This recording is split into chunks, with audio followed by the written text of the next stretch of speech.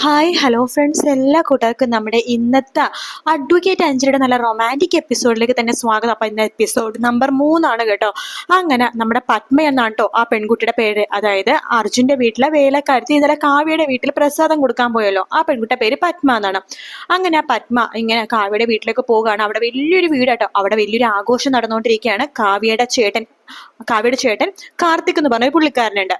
വലിയ പ്രായമൊന്നുമില്ല, ഒരു 10-25 വയസ്സേ ഉണ്ടാവുള്ളൂ. പക്ഷെ കുടിച്ച് ആഹ്ലാദിച്ച് പണത്തിന്റെ കൊഴുപ്പില് ഗേൾ ഫ്രണ്ട്സിനെയും ബോയ് ഫ്രണ്ട്സിനെയും ഒക്കെ വിളിച്ച് ഇങ്ങനെ ആഘോഷത്തോടെ ഇരിക്കണം. അപ്പൊ സ്വിമ്മിംഗ് പൂളിൽ ഇങ്ങനെ മദ്യമൊക്കെ ഇങ്ങനെ ഒഴിച്ച് കുടിച്ച് ട്രൗസറൊക്കെ ഇട്ട് ഇങ്ങനെ ആഘോഷിച്ചുകൊണ്ട് ഡാൻസ് ഒക്കെ കളിച്ച് ആഘോഷിച്ചുകൊണ്ടിരിക്കുകയാണ് ഈ കാർത്തിക്. അപ്പൊ അവിടെ കാവ്യവും ഇല്ല, വേറെ ആരുമില്ല വീട്ടില്. ഫ്രണ്ട്സ് മാത്രമേ ഉള്ളൂ കാർത്തികിന്റെ. പെൺകുട്ടികളുണ്ട്, ആൺകുട്ടികളുണ്ട്. അപ്പൊ അതിലൊരു കൂട്ടുകാരൻ കാർത്തികിനോട് പറയുന്നുണ്ട്, എടാ നീ ഇങ്ങനെ കുടിക്കല്ലേ, നോക്ക് ഇത് കുറച്ച് ഓവറായി പോയി നീ കുടിച്ചത്. എടാ ഞാൻ ഓവറാണെന്ന് തീരുമാനിക്കുന്നത് നീയാണോ എന്ന് കാർത്തിക് ചോദിക്കുമ്പോൾ, നിന്റെ അച്ഛൻ എന്നോട് പറഞ്ഞിട്ടുണ്ട് നീ ഓവർ ആവാതെ നോക്കണോന്ന്. എവിടെ ഓവറായി തീരണോന്ന് തീരുമാനിക്കണം ഞാനാണ്. എടാ എന്റെ അച്ഛനല്ല. എടാ നിന്റെ അച്ഛൻ കഷ്ടപ്പെട്ട്, ആ പാവ മനുഷ്യൻ കഷ്ടപ്പെട്ട് ഉണ്ടാക്കിയതല്ലടാ ഇതെല്ലാം. അതെല്ലാം നീ എങ്ങനെയാണോ ഒറ്റയടിക്ക് ഇങ്ങനെ നശിപ്പിക്കണത്? എന്റെ അച്ഛനല്ലേ, നിന്റെ അച്ഛനല്ല. എടാ ഇവൻ എന്താണ് ഇങ്ങനെയൊക്കെ ഉപദേശിക്കണത്? ഇവനെ കൊണ്ടേ വല്ല റൂമിനും കൊണ്ട് പൂട്ടിയിട എന്ന് പറയാണ് ബാക്കി കൂട്ടുകാരത്ത്. അങ്ങനെ ആ കൂട്ടുകാരെല്ലാവരും ആ ഉപദേശ കൂട്ടുകാരനെ ഇങ്ങനെ കളിയാക്കി ചിരിക്കാട്ടോ. ആ സമയത്താണ് അവിടേക്ക് പത്മ പായസവും അതുപോലെ തന്നെ പ്രസാദവും ഒക്കെ ആയിട്ട് അങ്ങോട്ടേക്ക് വരുന്ന കേട്ടോ. പത്മയെന്ന് വെച്ചാൽ ഹാഫ് സാരി കൊടുത്ത് മുല്ലപ്പൂ ഒക്കെ ചൂടി വന്നതുകൊണ്ട് വേലക്കാരത്തിയാണെന്ന് തോന്നത്തേയില്ല, കാവ്യയുടെ കൂട്ടുകാരിയാണെന്ന് തോന്നുള്ളൂ. അങ്ങനെ വാതിലൊക്കെ ഇങ്ങനെ തുറന്നിട്ട് കാവ്യ ഇങ്ങനെ വരുന്നത് കാണുമ്പോ തന്നെ നമ്മുടെ കാർത്തിക്കിന്റെ ഒരു കൂട്ടുകാരൻ കാവ്യനെ കാണുന്നുണ്ട്. എടാടാ കാർത്തിക് നോക്കടാ, ഒരു സൂപ്പർ ഫിഗർ വരുന്നുണ്ട് നോക്കടാ എന്ന് പറയാണ്. കാർത്തികിനെ കണ്ണു തള്ളിപ്പോവാണ്. ഈശ്വര ഇവള് കൊള്ളാലോ എന്ന് പറഞ്ഞിട്ട് ഇങ്ങനെ നിൽക്കണം.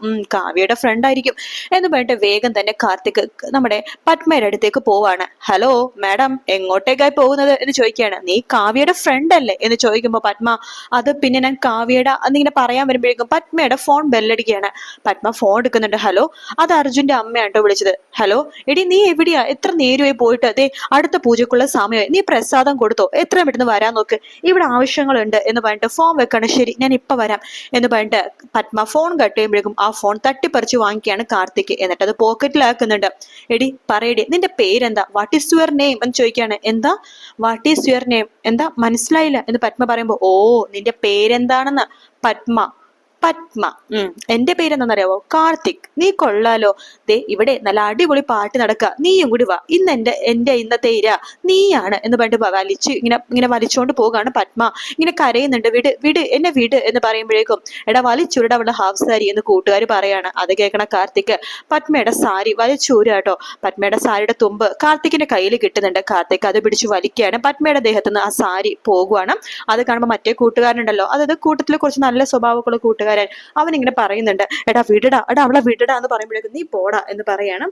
അങ്ങനെ പത്മേനെ പിടിച്ചു വലിക്കുകയാണ്. പത്മ 2 കൈയും വെച്ച് തന്റെ ശരീരം ഇങ്ങനെ മൂടാൻ ശ്രമിക്കുന്നുണ്ടെങ്കിലും കാർത്തിക് അതിനൊന്നും സമ്മതിക്കുന്നില്ല കേട്ടോ. എടി ഇങ്ങോട്ട് വാടി എന്ന് പറയുമ്പോഴേക്കും, വിടടാ എന്ന് പറയുമ്പോഴേക്കും കാർത്തിക് വേഗം തന്നെ പത്മേനെ എടുത്തിട്ട് സ്വിമ്മിംഗ് പൂളിലേക്ക് തള്ളുവാട്ടോ. പത്മ അവിടെ വീഴുവാണ്. പത്മ അങ്ങനെ കൈ ഇങ്ങനെ പിടിച്ചിട്ട് തന്നെ ഇങ്ങനെ നിൽക്കുവാട്ടോ. ഓഹോ ഞാൻ സ്വിമ്മിംഗ് പൂൾ പാർട്ടി കുളിച്ചപ്പോ നീ വന്നില്ലല്ലേ? അതെ, ഈ പാർട്ടിയിലെ സ്വിമ്മിംഗ് പൂളും മാത്രമല്ല നല്ല മദ്യവും കിട്ടും, ഇന്ന് നീ ഇത് കുടിക്കുക എന്ന് പറഞ്ഞിട്ട് ഒരു ഗ്ലാസ് മദ്യം എടുത്തിട്ട് പത്മയുടെ നേർക്ക് നീർട്ടുവാട്ടോ. പത്മ ദേഷ്യത്തിൽ ഇങ്ങനെ നോക്കാണ് കാർത്തികിന്. അപ്പോ നമ്മുടെ കാർത്തിക് പണ്ട് കുടിക്കടി എന്ന് പറയുമ്പോ പത്മ ദേഷ്യത്തോട് നോക്കുമ്പോ, നീ കുടിക്കില്ലല്ലേ എന്ന് പറഞ്ഞിട്ട് ആ മദ്യം എടുത്തിട്ട് പത്മയുടെ മുഖത്തേക്ക് ഇങ്ങനെ വലിച്ചെറിയട്ടെ. പത്മക്ക് ദേഷ്യം വരുവാണ്. ആ സമയത്താണ് അവിടേക്ക് കാവ്യ ഇങ്ങനെ കാറിലേക്ക് ഇങ്ങനെ വരുന്ന കേട്ടോ. പത്മ വേഗം ഇങ്ങനെ നീന്തി അടുത്തെത്താൻ വേണ്ടി നോക്കുമ്പോഴേക്കും വേഗം തന്നെ കാർത്തികിന്റെ കൂട്ടുകാരൻ പത്മേനെ വേഗം കൈ പിടിച്ച് കയറ്റുക സ്വിമ്മിംഗ് പൂളിന് പുറത്തേക്ക് ഇങ്ങനെ ഇറക്കുവാട്ടോ. കൂട്ടുകാരനോട് ദേഷ്യം തോന്നുവാണ് പത്മക്ക്. പത്മ മാറവിടുന്ന് എന്ന് പറഞ്ഞിട്ട് അവിടെ നിന്ന് പോകാൻ പോകുമ്പോഴേക്കും കാർത്തിക് പത്മേനെ പിടിച്ചു വലിക്കുകയാണ്. നീ എവിടേക്കാണ് പോണത്? നീ പോവണ്ട, പാർട്ടി കഴിഞ്ഞിട്ട് പോയാൽ മതി എന്ന് പറയുമ്പോ പത്മ കാർക്കിച്ച് കാർത്തികിന്റെ മുഖത്തേക്ക് തുപ്പുവാട്ടോ. വിടരുത് അവളെ, പിടിക്കടാ എന്ന് പറഞ്ഞ കൂട്ടുകാരത്ത് പറയാണ്. പത്മയാണെങ്കിൽ അവിടെ നിന്ന് ഓടിപ്പോവാ. കാർത്തികിന്റെ കൂട്ടുകാരെല്ലാം കൂടി പുറകേലേക്ക് ഇങ്ങനെ ഓടുവാ. കേട്ടോ. ആ സമയത്താണ് കാവ്യ അത് കണ്ടങ്ങോട്ട് വരുന്നത്. പത്മ എന്ന് പറയുമ്പോൾ പത്മക്ക് അവിടെ നിൽക്കാൻ പോലും പറ്റുന്നില്ല. പത്മ ഇങ്ങനെ ഓടിപ്പോവാണ് റോട്ടിലേക്ക്. അത് കാണുന്ന കാവ്യ കാർത്തികിനോട് ചോദിക്കുന്നുണ്ട്, നീ എന്ത് പരിപാടിയുടെ കാണിക്കണത്? നീ കുടിച്ചിട്ടുണ്ടല്ലേ? സമല ബോധം കെട്ടിട്ട് അവൻ നിൽക്കുക. നീ പിടിക്കാൻ പറഞ്ഞ നിന്റെ കൂട്ടുകാരെ വിട്ട പെൺകുട്ടി ഏതെന്ന് നിനക്കറിയാവോ? എനിക്കറിയില്ല. എന്നാ നീ അറിഞ്ഞോ? ഞാൻ കല്യാണം കഴിക്കാൻ പോണ അർജുന്റെ വീട്ടിലെ വേലക്കാരത്തിയുടെ അവള്. നീ എല്ലാം നശിപ്പിച്ചല്ലോടാ എന്ന് പറയാണ് കാവ്യ. അത് കേൾക്കുമ്പോ കാർത്തിക് തലയിൽ ഇങ്ങനെ കൈ കൊടുത്തിങ്ങനെ നിൽക്കോട്ടോ. ഷോ ഇനിയിപ്പോ എന്ത് ചെയ്യുമെന്ന രീതിയിൽ ഇങ്ങനെ നിൽക്കുകയാണ്.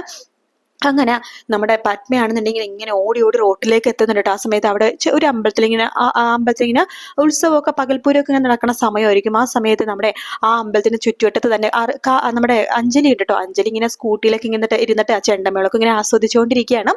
അങ്ങനെ അഞ്ജലി അതിങ്ങനെ ആസ്വദിച്ചുകൊണ്ടിരിക്കുന്ന സമയത്താണ് ആ ഭാഗത്തേക്ക് തന്നെയാണ് പത്മ ഓടി വന്നിട്ട് അവിടെ നിലത്തേക്ക് ഇങ്ങനെ വീഴുക കേട്ടോ.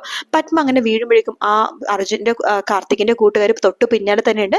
അവരും പത്മയുടെ പുറകിൽ ഇങ്ങനെ ഓടി വരുവാണ്. അത് കാണുമ്പോൾ നമ്മുടെ അഞ്ജലിക്കാണെങ്കിൽ പഴയ കാര്യം ഓർമ്മ വരുവാണ്. തന്റെ ചേച്ചീനെ ഇതുപോലെയല്ലേ കുറെ പേര് പിടിച്ച് ഓടിക്കാൻ ശ്രമിച്ചപ്പോഴും ചേച്ചിയുടെ തല പോയിട്ട് കല്ലിൽ പോയി ഇടിക്കുകയും ചേച്ചി ഈ ഒരു അവസ്ഥയിൽ കിടക്കാൻ കാരണം ഇതുപോലത്തെ ഒരു കുറച്ച് ദുഷ്ടന്മാരാണല്ലോ എന്ന് അഞ്ജലി ആലോചിക്കുകയാണ്. അഞ്ജലി വേഗം തന്നെ പത്മേനെ പോയി എഴുന്നേൽപ്പിക്കുന്നുണ്ട്. ശേഷം അവിടെ ഉണ്ടായിരുന്ന ഗുണ്ടകളെയൊക്കെ, അതായത് കാർത്തികിന്റെ കൂട്ടുകാരെയൊക്കെ പിടിച്ചിടിച്ച് തള്ളുവാട്ടോ. അപ്പോഴാണ് അവിടേക്ക് നമ്മുടെ അർജുന്റെ വരവ് കേട്ടോ. അർജുൻ വരുമ്പോ തന്നെ കാണുന്ന കാഴ്ച എന്ന് പറയുന്നത് അഞ്ജലി എല്ലാ ഗുണ്ടകളെയും അടിച്ച് തെറിപ്പിക്കുന്ന കാഴ്ചയാണ്.